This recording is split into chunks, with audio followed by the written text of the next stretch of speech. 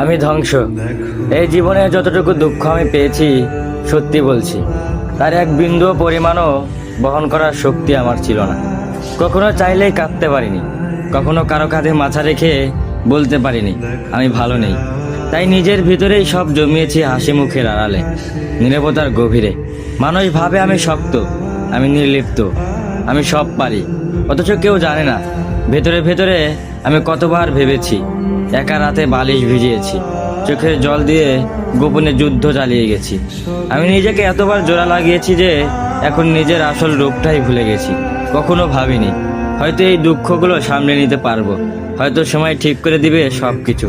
কিন্তু বাস্তবতা হলো আমি আয়ত্তের বাইরে দুঃখ ধারণ করতে করতে এখন নিজেই ধ্বংস হয়ে গেছি। এখন মনে হয় আমি নেই, আমি কেবল এক ভাঙা মানুষ, যার ভিতরে অনেক কথা জমে আছে কিন্তু শোনার কেউ নেই। সবাই বলে খারাপ সময় সবসময় থাকে না, সময় ভালো হয়ে যাবে, কিন্তু কেউ বোঝে না সময় শুধু ক্ষত তৈরি করে, সেগুলো শুকায় না। আমি এখন কেবল একটু নীরবতা, মুখে হাসি, চোখে অন্ধকার আর মনে একরাশ দুঃখের বোঝা নিয়ে প্রতিদিন বেঁচে থাকার অভিনয় করে যাই। আমি ধ্বংস হয়েছি, তবু মুখে বলি আমি ভালো আছি।